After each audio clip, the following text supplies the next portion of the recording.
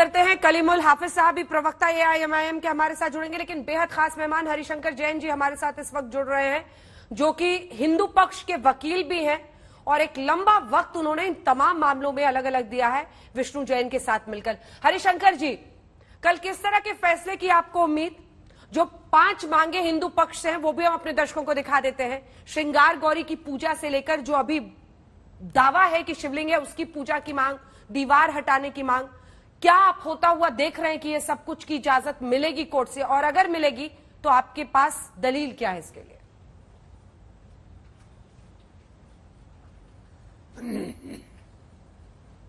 देखिए, दीवानी न्यायालय में मुकदमे की कार्रवाई धीरे धीरे चलती है, स्टेज बाय स्टेज चलती है। जो हमने डिमांड की है पूजा की और सारे धर्म स्थानों पर जो तथाकथित मस्जिद परिसर में, तथाकथित मस्जिद जो परिसर उसमें स्थित है, उस पर पूजा करने की इजाजत मांगी है। सब मिलेगी हमको, एक एक मिलेगी। जो नया शिवलिंग अभी जनता के सामने आया है वो शिवलिंग बहुत सालों से है, उसकी पूजा होगी। ऐसा नहीं कि कल ही सब कुछ हो जाएगा। कल माननीय न्यायालय इस बात पर आदेश देगा कि मॉडलिटीज अब प्रोसीडिंग क्या होगी। ये नहीं कि कल फैसला हो जाएगा।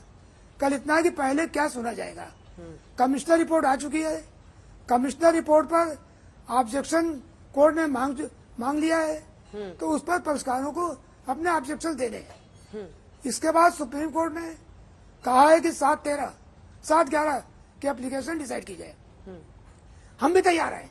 हम चाहते हैं कि इस बात पर पहले फैसला हो जाए कि 7/11 की एप्लीकेशन मिसकंसीव्ड है और place of worship act apply नहीं करता।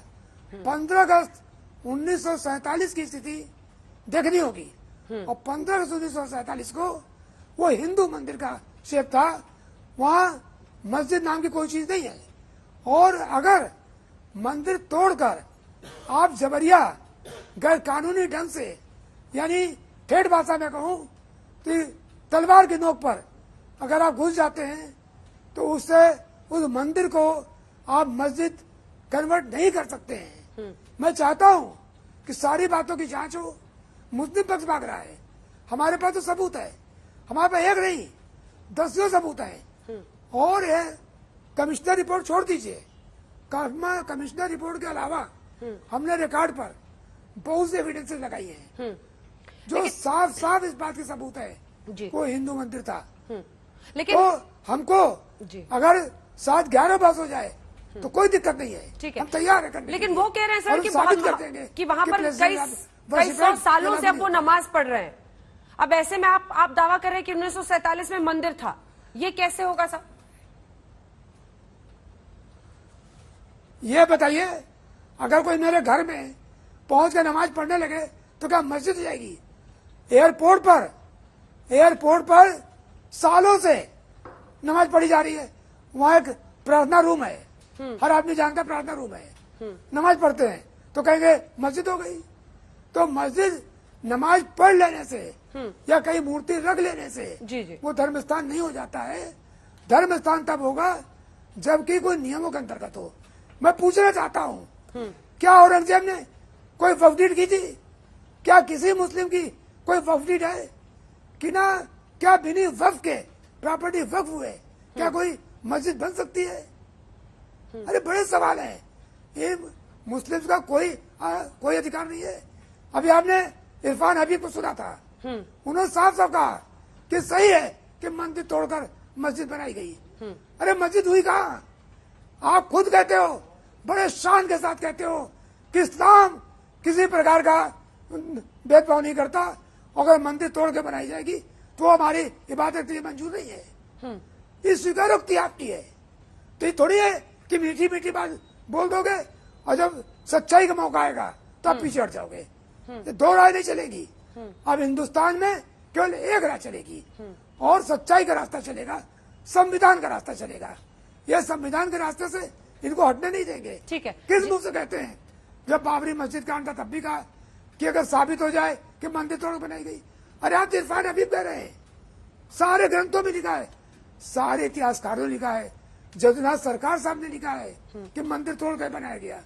और इसके बाद नीचे का जो तय खाना है जी। वो पूजा स्थल है। जो इनका गुम्बद है उसके नीचे हिंदू शिखर है। ये जो शिवलिंगम मिला है तो मेरे मिला है, पूरी बिल्डिंग हिंदू स्वरूप है। ठीक। और यही नहीं, सन 36 में गवाही हुई कोर्ट के सामने, 16 गवाहों ने गवाही दी है। उन्होंने कहा यहाँ पूजा करते हैं जी। तो मस्जिद त्रास हो जाएगी। ये तो हवा हवाई तथ्य है और इसको हम मंदिर लेके रहेंगे और यहाँ मंदिर बन के रहेगा। ठीक। और पूजा होगी यहाँ। ठीक है जैन साहब, ये आपका दावा है, इंतजार करना होगा कोर्ट के फैसले का। शोएब जमई जी वो क्या गलत कह रहे हैं, और हमने इरफान हबीब को भी सुना है, वो भी खुलकर मान रहे हैं कि औरंगजेब ने तोड़े हैं, मंदिरों को तोड़ा है। इसके बाद में पॉलिटिकल मेहमानों के पास आऊंगी। मिस्टर जमई, एक बहुत बड़ा झूठ कहा गया। उन्होंने कहा कि भाई ये मस्जिद नहीं है, ये तो मंदिर है, आप नमाज पढ़ने से वो मस्जिद कैसे हो? भाई अभी इन्होंने कहा कि भाई 1936 में दीन मोहम्मद के केस में 16 लोगों ने गवाही दी। गवाही 16 क्या 16,000 भी देंगे ना साहब। जो कोर्ट का जो ऑर्डर आता है फाइनल, जो अंतिम फैसला, वो ये है। दीन मोहम्मद के केस में 1936 में कोर्ट ये कह रहा है, और ये कोर्ट के जज कौन है? SB सिंह, सिविल जज मिर्जापुर। ये कह रहे हैं it is declared that the mosque and the courtyard within and herein and underneath, यानी ऊपर नीचे, are Hanafi Muslim Waqf and the plaintiffs and others Muslim have a right to offering prayers and doing the Urs. तो जब court कह रहा है 1936 में 37 के अपने फैसले में कि ये वक्फ की जमीन है, ये हनफी वक्फ की जमीन है, यहाँ पे नमाज हो सकती है, हाँ। तो आप किस बुनियाद पर कह रहे हैं कि वहां पे मंदिर था? कोर्ट को नहीं मालूम था? मंदिर होता तो वहां पूजा की इजाजत होती, मस्जिद था तभी तो यहां से कोर्ट के जजमेंट में यहां से नमाज की इजाजत है। और ये केस उसके बाद हाई कोर्ट में भी उसको अपहेल्ड हुआ है, बाद में जाकर के 5 साल के बाद 1944 में। जवाब दे रहे हैं जैन साहब, इसका जवाब दे एक बात और, दूसरी बात, एक एक करके आ रही है। ठीक है, जैन साहब, इसका इसका जवाब जवाब दीजिए आप। तो इसलिए ये झूठ बोलना और अनलगर फैलाना बंद कीजिए कि वो मंदिर है, और इसका रिलीजियस कैरेक्टर अब नहीं बदलेगा आपके कहने से।